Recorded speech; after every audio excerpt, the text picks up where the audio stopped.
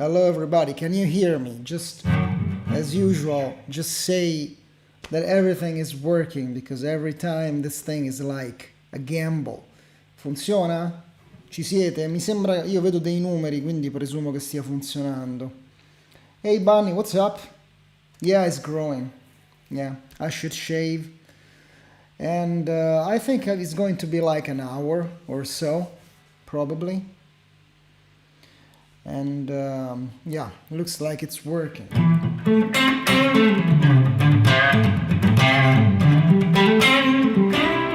So, hey Donna, what's up? So today we're going to talk a little bit about pentatonics. Ciao Mirko. And hey Giorgio, che piacere vederti. Ciao Stefano. Hi everybody, thanks for tuning in. I am really pissed off because I ordered a pizza at 8 o'clock, so 1 hour and a half ago. Ho ordinato una pizza alle 8:30, me l'hanno consegnata ora e quindi non me la mangerò, suoniamo e dopo la scaldo nel forno. I will heat it in the oven, so it's okay.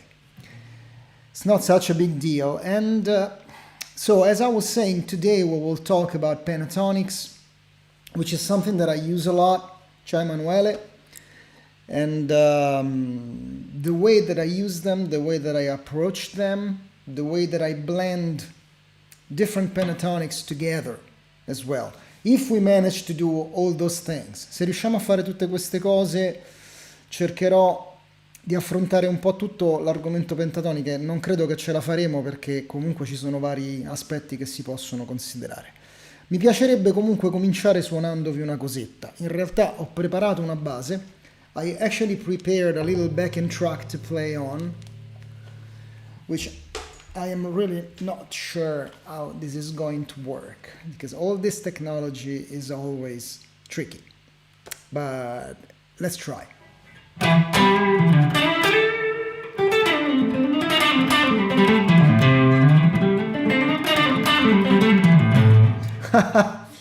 I got a comment from YouTube. Actually, I have a cool new feature here that I can show you the comments. And yes, art requires sacrifice and not eating pizza.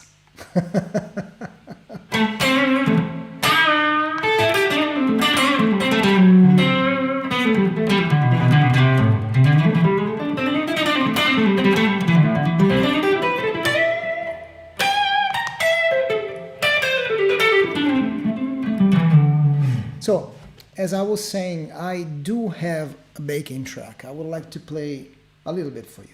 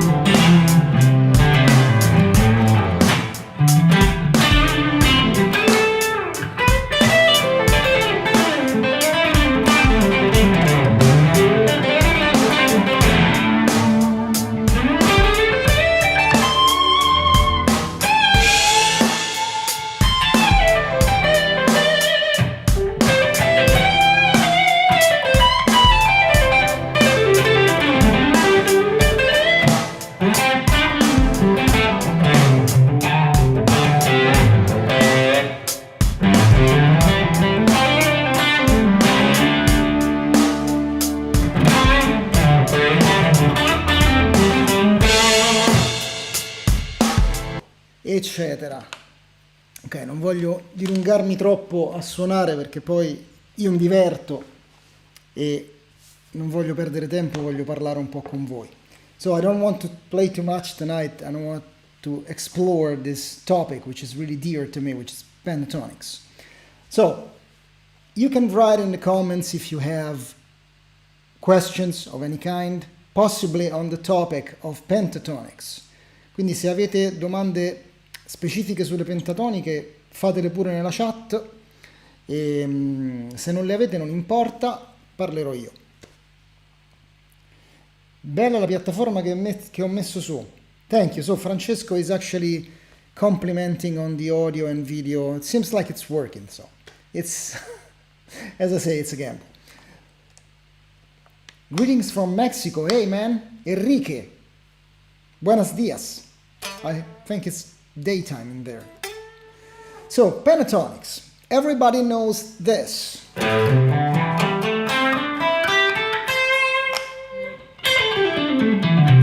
Right? And with this, you can do a lot of stuff. So, what I usually try to do with this simple box is to come up with many licks. As many licks as I can, because the more I have, the better my phrasing will get. So, I see some questions are coming, and yes, I will definitely make some examples with 3 notes per string. With 3 notes per string? Okay. So, what I was saying is that I come up with as many licks as I can. Lo dico anche in italiano, cerco di trovare in ogni posizione di pentatonica, ma principalmente in queste due che uso di più lick possibile. Quindi in questa pentatonica qui e in quest'altra qui. Perché sono le due che si prestano di più ad essere usate rimanendo fermi. Cioè, if you stay fixed on a single position, this is probably the pentatonic that you will end up using the most. If you move, there's different shapes. So the licks that I started developing through the years are many, and I try, when I improvise, to combine them. So what I do is mostly this. This is a simple lick. So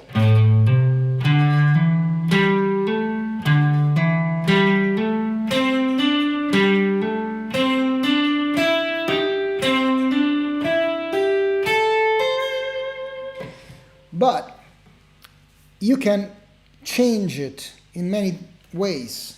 You can skip strings, potete saltare delle corde, oppure change how many times you repeat the cell, which is basically just this. And you can arrange it in different styles, in different way.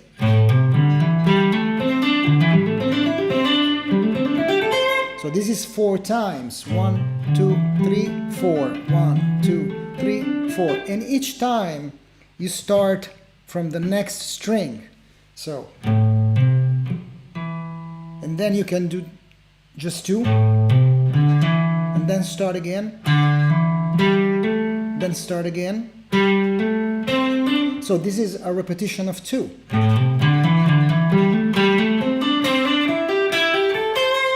And this together is a lick. This is a lick as well, which is a repetition of 3. And might have noticed I used hammer-ons to do this. So I pick the first note, then I do a hammer-on, then I pick the third note, and so on. But you can do it in whatever way you prefer. You can actually pick. I tend to pick the last note to make it more percussive. But you can do it the way you want. The point is to develop as many of these phrases as you can so that you can combine them and create licks, longer phrases from these little bits. This is something I call the pattern approach, and the pattern approach is different from the line approach, which is you study complex musical phrases. I don't do that too much. That's typical of jazz players. I tend to do more studying simple bits, simple informations, and then try to combine them together while I improvise. So what I do is basically this. I have a lick, another lick, then this is another lick, or whatever. They can be as many as you can. When you put them together, you get music out of it.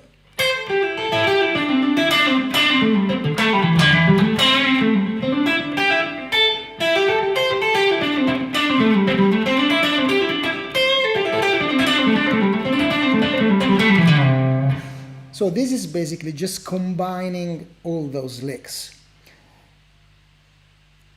Let me try to read some of the questions. Marco mi chiede pentatoniche 3 note per corda. Marco was asking for pentatonics 3 note per strings. We will get to that. Ci arriviamo, Marco.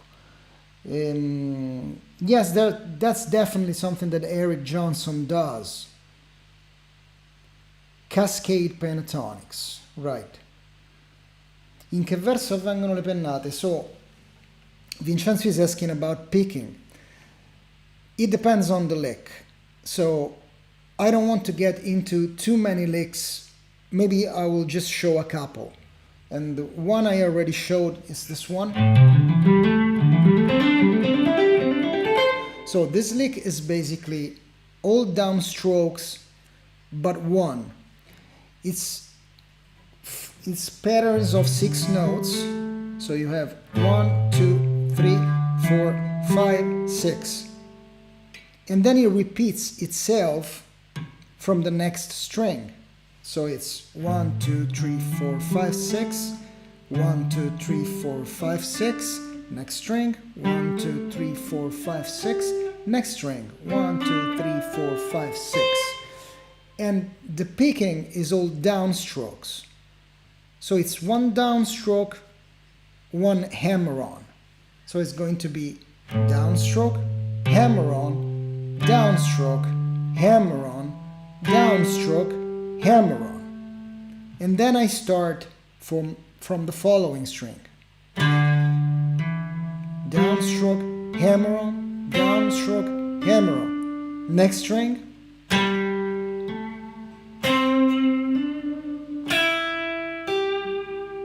And so on. What I add to make it more percussive is adding an upstroke on the 6th note of the lick. So it's basically the same thing that I just said, but at the end you have 3 consecutive pickings, which is down, up, down. So it's going to be down, hammer on, down, hammer on, down, up, and start again on a downstroke. What this does, it makes it more percussive.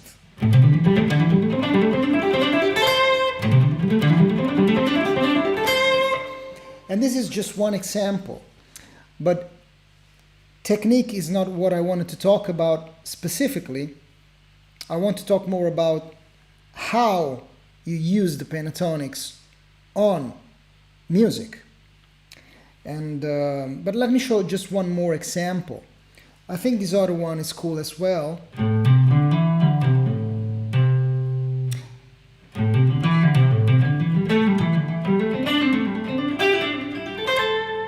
This is a cool lick as well. So it's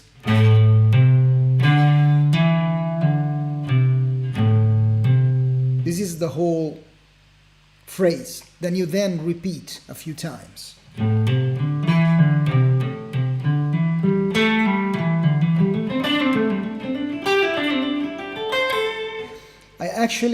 Let me go into the picking thing. So it's going to be down, hammer on, down, up,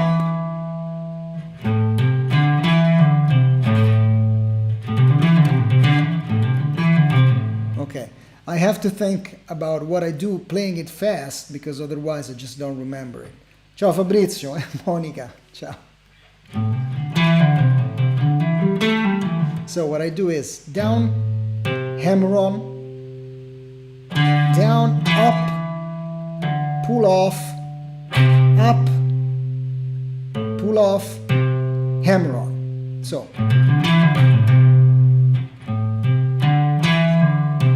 Sorry.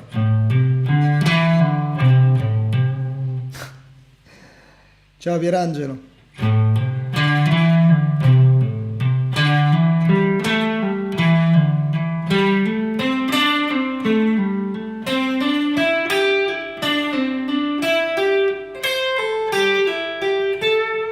So all together,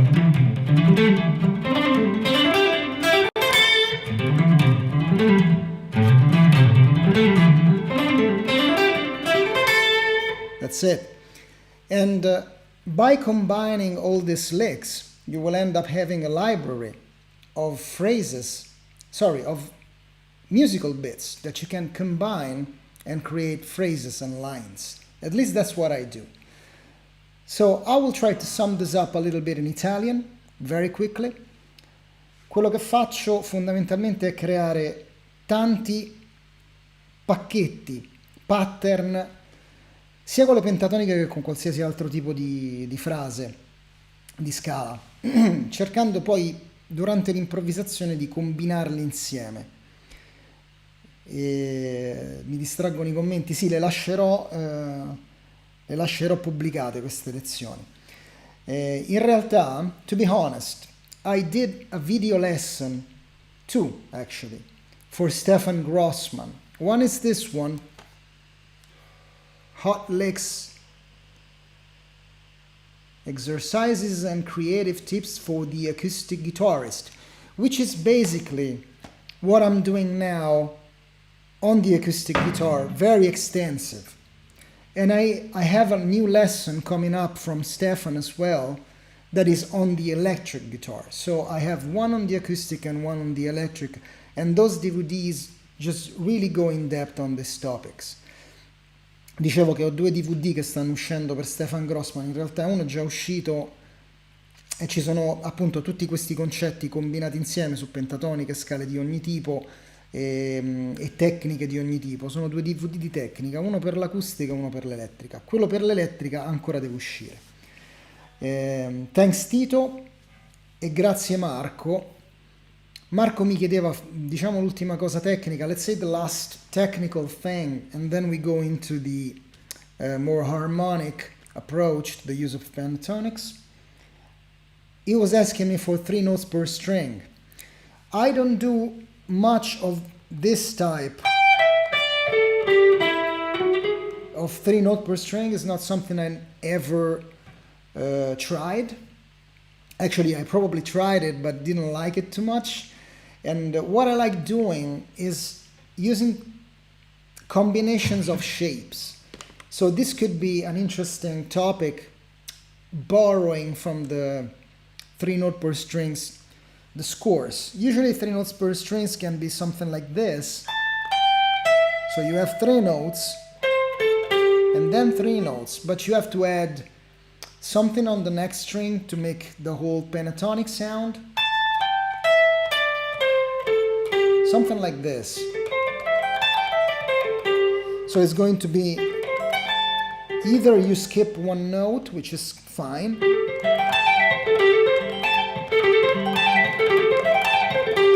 or you add it on just 1 note on 1 string.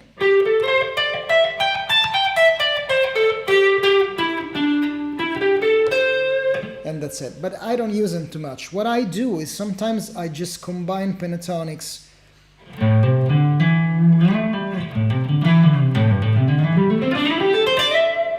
this type of combination of shapes. So let's start from the beginning. You actually have 5, I use 5 pentatonic shapes on the neck.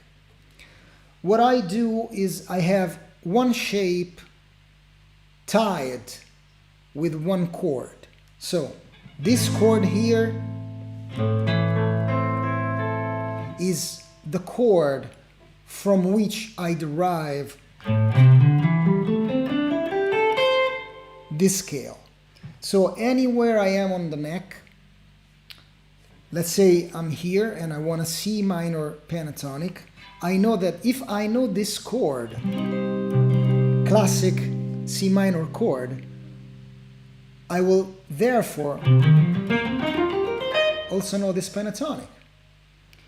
And this for me happens on all the shapes, on all the 5 shapes I use of pentatonic on the neck. So let's say I want a pentatonic here, always in A minor. I have this chord,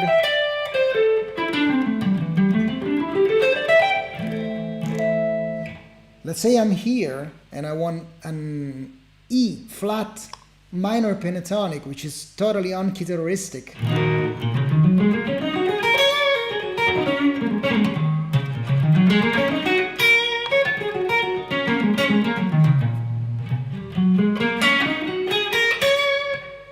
I have it. And let's say I'm here and I want a B minor pentatonic. I just have to grab the chord that I remember and I can play the pentatonic. If you learn all the 5 shapes and you tie them to a chord, it's so much easier. And I do this for pentatonics, major and minor. I do it for major scales, and I also do it for modes, which usually are very hard for the guitar player to grasp. And I love to use modes, and I use pentatonics and chord shapes to catch them. So let me play something for you, since we've been talking quite a bit, and then I'll try to talk about using more than one pentatonic, for example on the blues. And I will talk about the major and minor pentatonic, what are the differences, and I think, I'm not sure I answered Marco's question, but that's something that I don't really use too much. I know people like Paul Gilbert do it a lot, but I don't do it too much actually. So what I was saying, just before I play something, what I do is I combine different shapes. So I have this shape.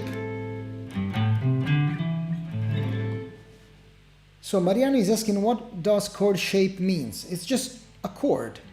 A chord shape is the form of a chord on the neck, on the fretboard. So this is a chord shape. This is a chord shape. This is also a chord shape. So that's actually what you do. You take a chord that you very easily can find on the neck. This is a very easy chord. Everybody plays it. And you can find it everywhere and know what chord it is. So thanks to that chord, instead of thinking about the root of the scale, you think about the chord, which, by the way, already gives you 6 notes to play.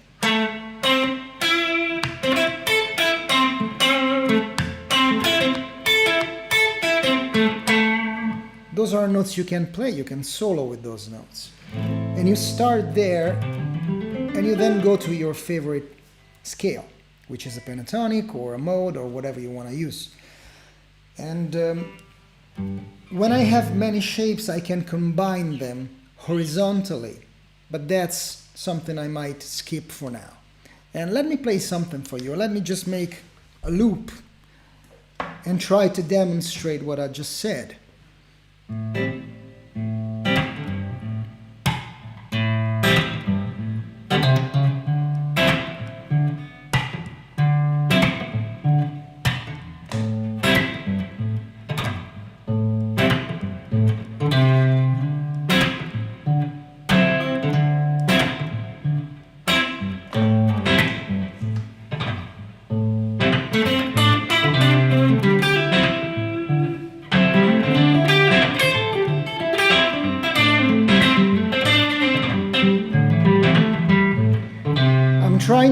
just this shape and combine more phrases.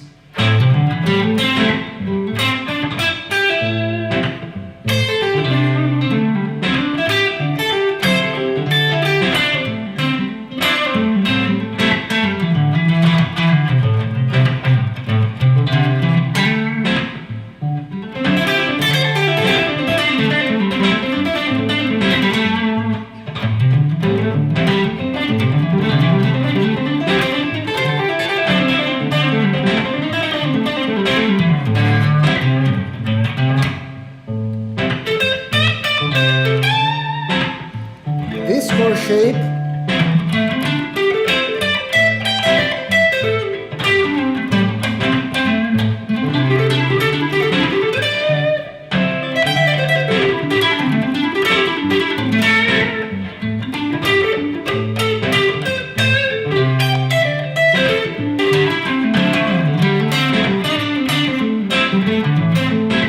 these are the chord shape.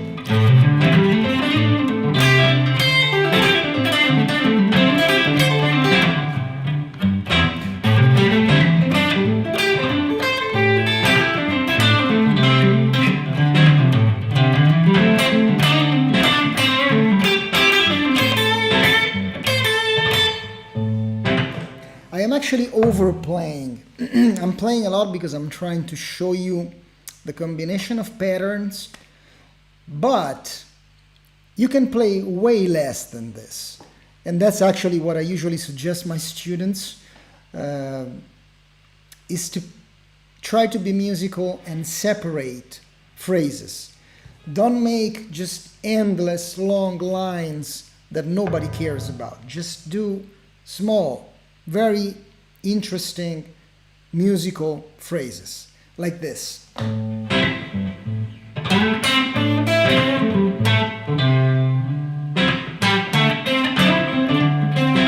Separate.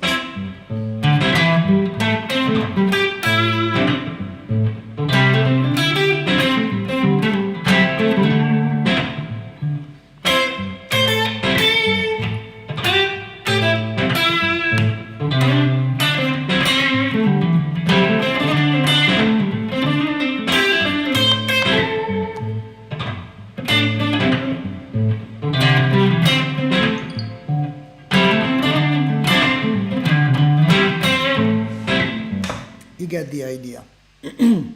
So, that said, guys, have any questions?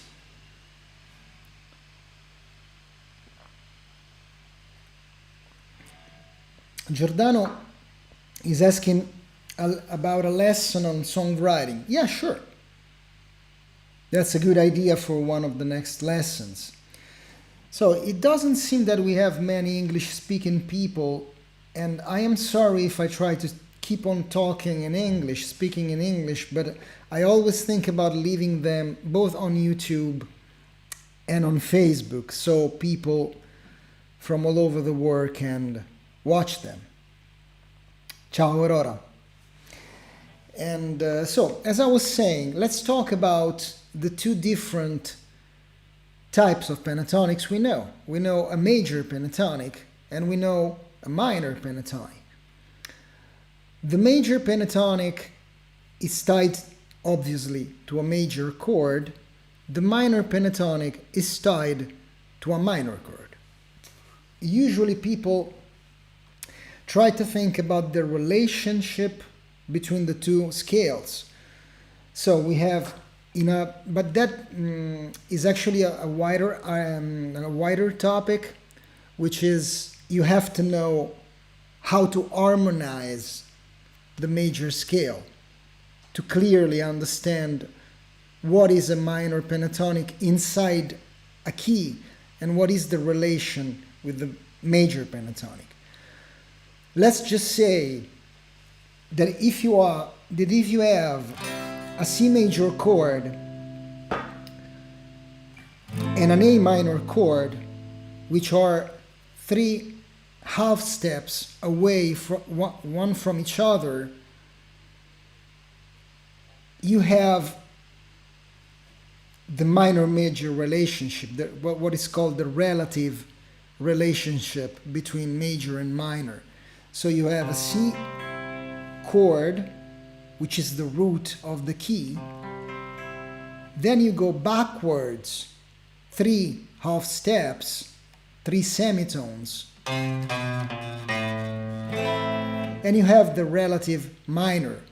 So the two keys, the two pentatonics are tied together by this relationship. You have a major chord, and 3 semitones down you have a minor chord. Those two pentatonics are exactly the same notes. So this is really important. If I play these notes that up until now I was referring to as A minor pentatonic, you actually can think of this as C major pentatonic as well. Because it's actually the same notes. Minor pentatonics, let's start with minor, have the root of the chord, the minor third, the fourth, the fifth, the seventh, and the root again. So it's 5 notes and then they repeat themselves. The major pentatonic, in this case C major pentatonic, has the root, la tonica, the second, the third, the major third, and the fifth. As you can see, it's the same notes. It's just different what they mean on top of the chord. Le note sono le stesse, cambia solo quello che significano rispetto all'accordo su cui le suonate. So, A minor,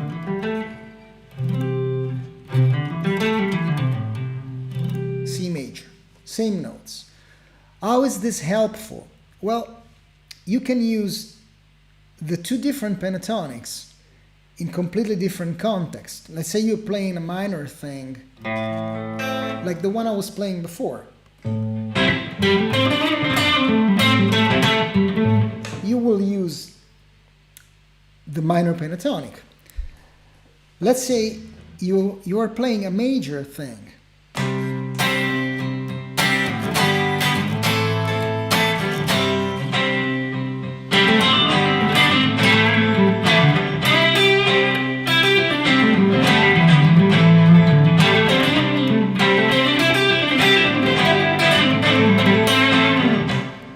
It's the same notes, but they have a different meaning. Now, sometimes you want to think major, sometimes you want to think minor. And that's really depending on the chords of the song. If you have a song that is basically A minor and everything revolves around A minor, you will want to think A minor. That sounds kind of obvious, but it isn't. Sometimes the same chords might have different weights. Gli stessi accordi possono avere un peso differente. So you might have something like this.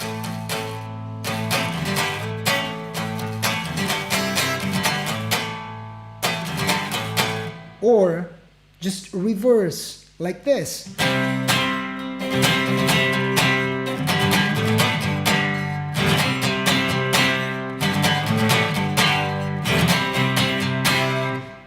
In the first case, I will think A minor, because everything revolves around A minor. In the second case,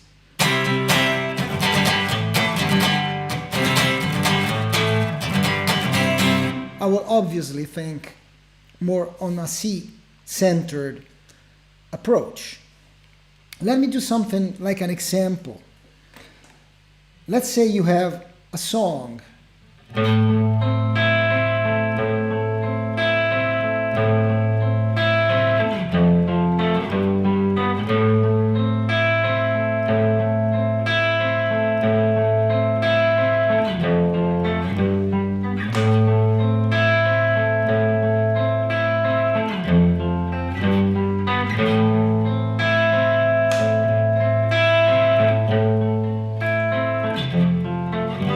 can see, you have basically all the time an A minor chord. Then you have other chords that go around. But let me change something in this example. I will do the same thing, but instead of F, I will put C. Let's see.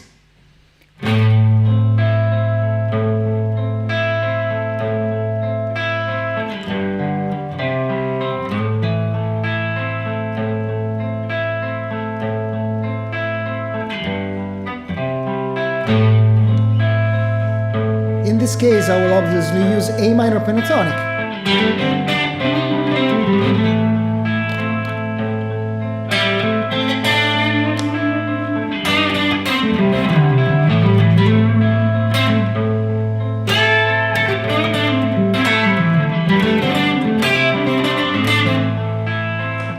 This was A minor. Now let's just invert C with A minor and let's see what happens. 3, 4.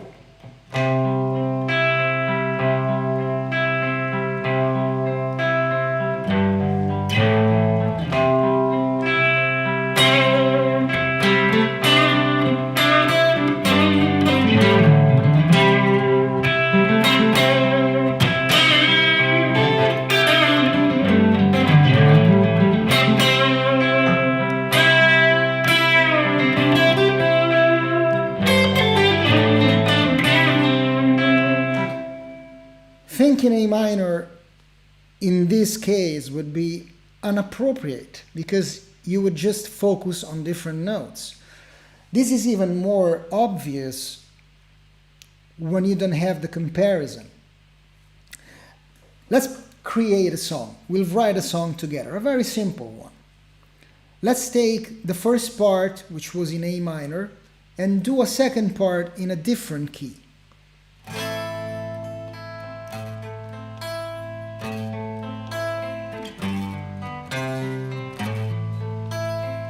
And then we create a second part, which can be in C minor. Sorry, in A flat, E flat.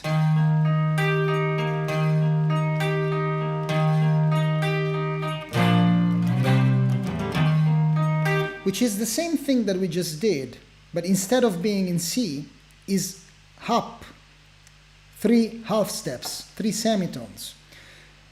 So let's see. This is the first chord, then we have 2 passing chords. Then we go here. How should I think in this second case? Isn't it obvious that it's E flat major and not C minor? Let me know in the comments because I'm not sure you guys are following me. So anyway, I'll record a progression. 3, 4, and...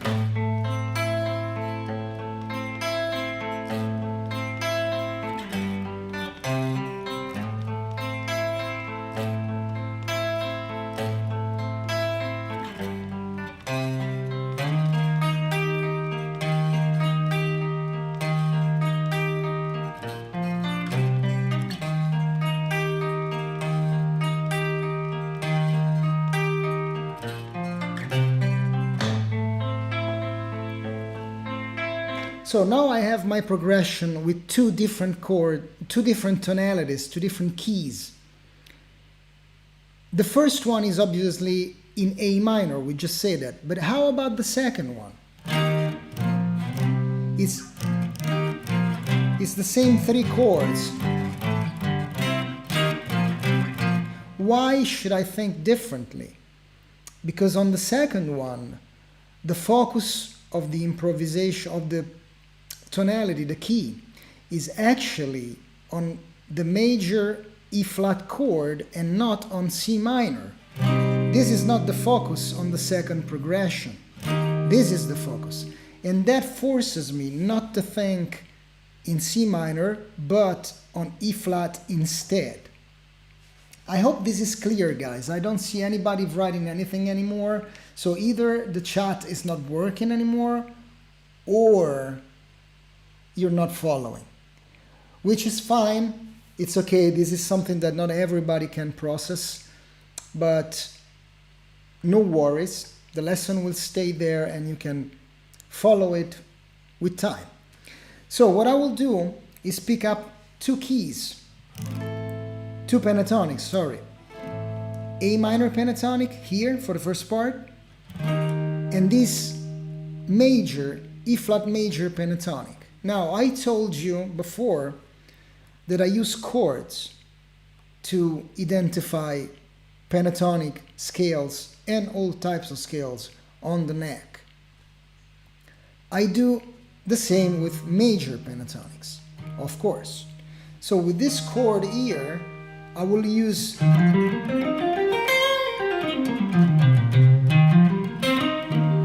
this pentatonic shape.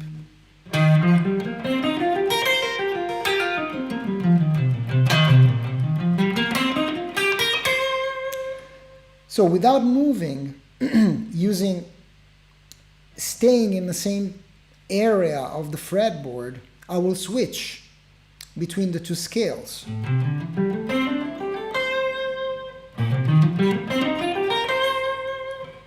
So I will move from this one to this one. Let's hear how it sounds.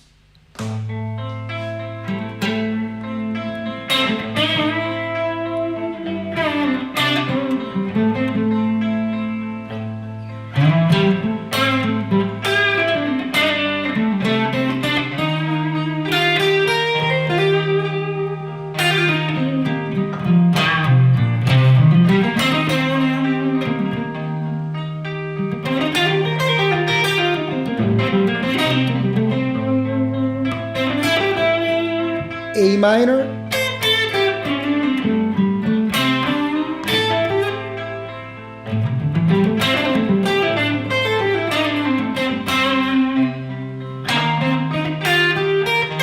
E flat major,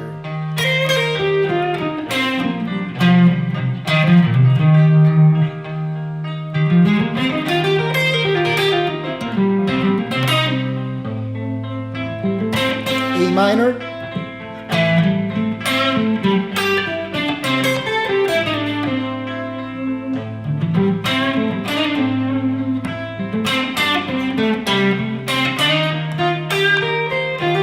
E flat major,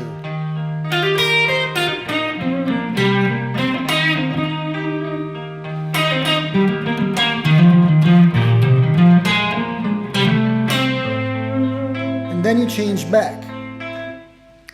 So I hope this is clear. It's just the reason why we need to know that the same shape could be either a major pentatonic or a minor pentatonic. And that is really important in my playing and in the playing of many people that I know. So, do you guys have any questions?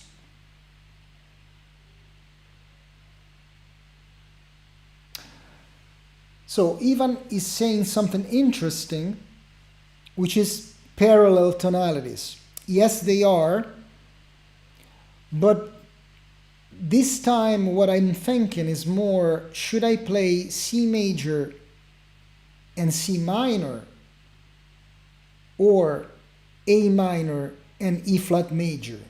That is the real question. But yes, you're right, Ivan ha ragione, sono due tonalità parallele, cioè Do maggiore e Do minore, ma non è il fuoco di quello che sto dicendo. È molto più importante ai fini del nostro discorso ragionare sul La minore e Mi bemolle maggiore, che è l'esatto opposto, se vuoi, no? Invece di pensare Do maggiore e Do minore, penso La minore e Mi bemolle. Le note sono sempre le stesse, il punto è come le affronti. So the notes are always the same, the difference is the way you look at them. This scale can be either C minor or E flat major. The big difference is why you decide to play thinking C minor or E flat major. And that's really important for me. Let me see.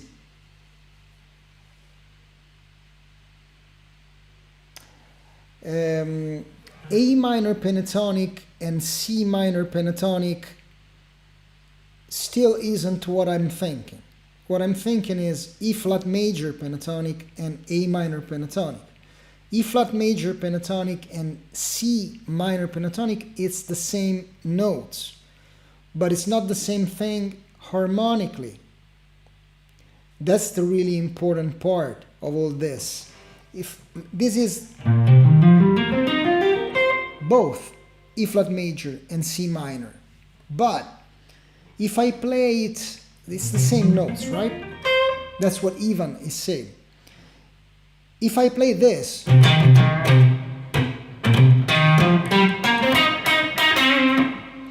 this sounds like a C minor, because you are focusing mostly on the notes of C. If I play something like this, same notes,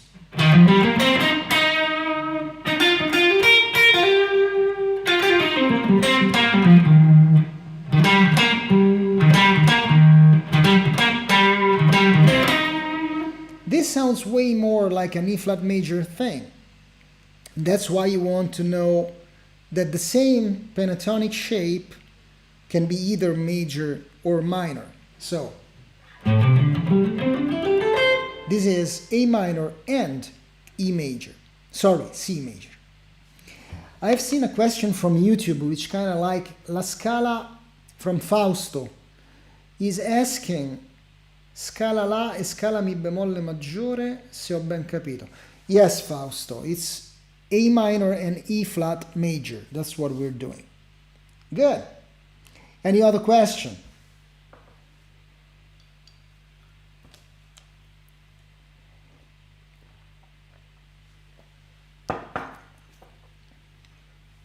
Okay, nobody has a question.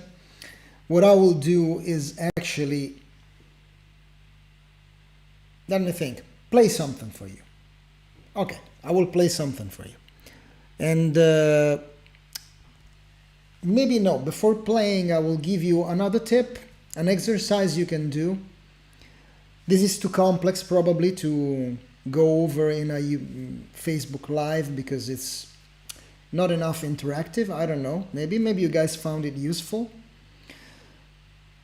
The exercise that I want to show you, it's a cool thing you can do to better and improve your knowledge of the pentatonics on the fretboard. I used to do this a lot. So let's say I have my 5 shapes. I do have 5 shapes, which are with this chord, this pentatonic. Then I have this chord, this pentatonic. Then I have this chord here that looks like a D minor but is over here. And I have this other shape. Sorry.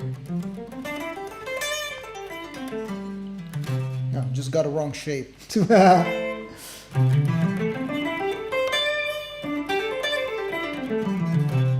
Then I go here and I have this, which is a minor 7 shape, or this, better, this one is even better.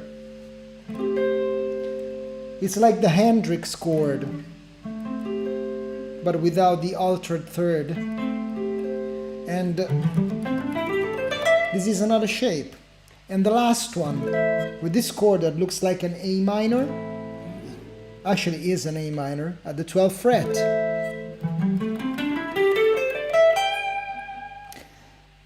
And what I do when I know all these shapes, I can just play around, of course, and connect them the way I like.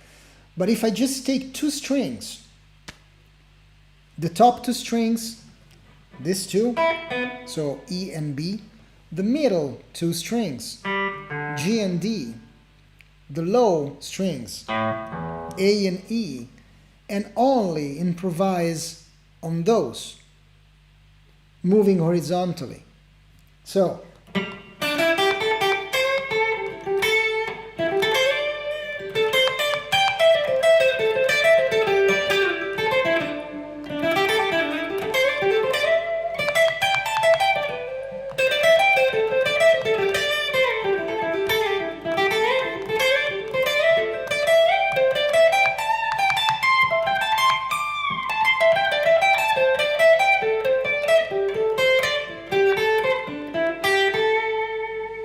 so this is actually only the first two strings, but combining all the 5 shapes of the pentatonic scale all over the neck. Doing this really improves your ability to move through the shapes and not just staying on one. But first, of course, you have to know them pretty well. So once you know the 5 shapes well enough to do this, try it. Try it in a very simple way. Let me just play the backing track I was playing before, and I will play this exercise on the backing track. So I will just use 2 strings at a time.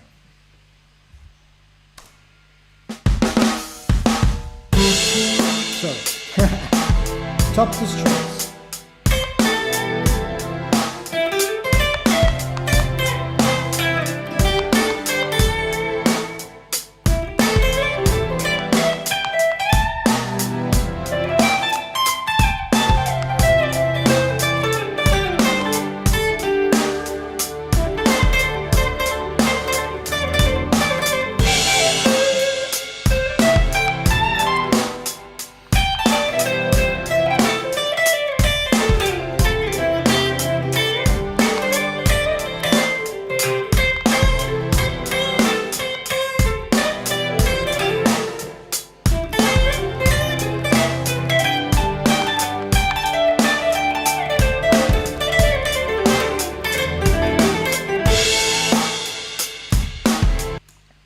So you can go way easier than this. You don't need to play as many notes. Just try to stay on those 2 strings.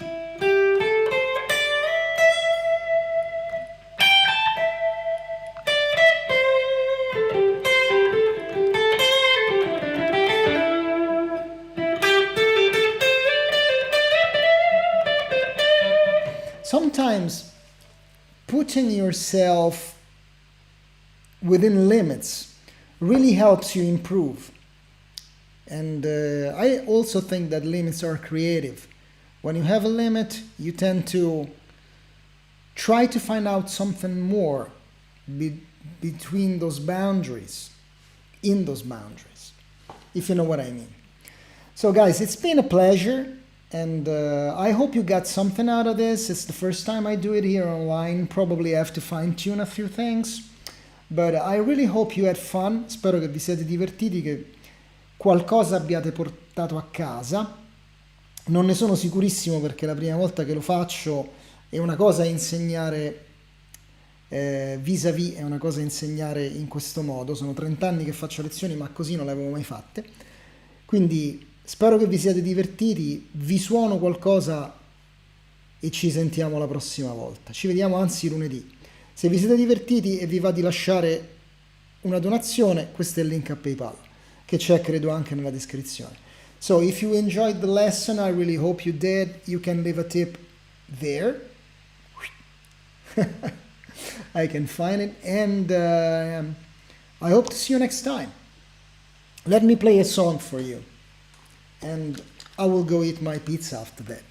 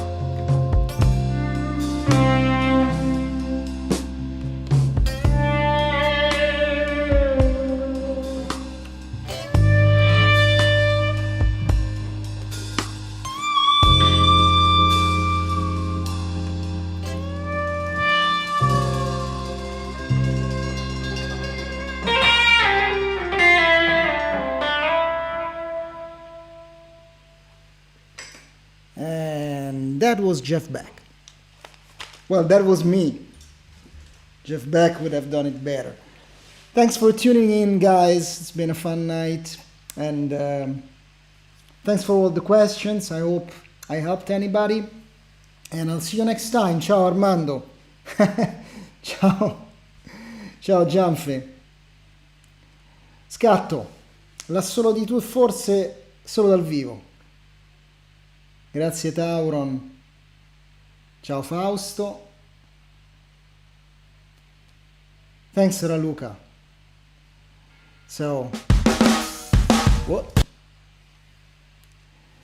And that's it. I'll see you next time. Ciao Stefano, no, non lo tolgo l'hamburger, mi piace troppo. See you guys next time. Ciao.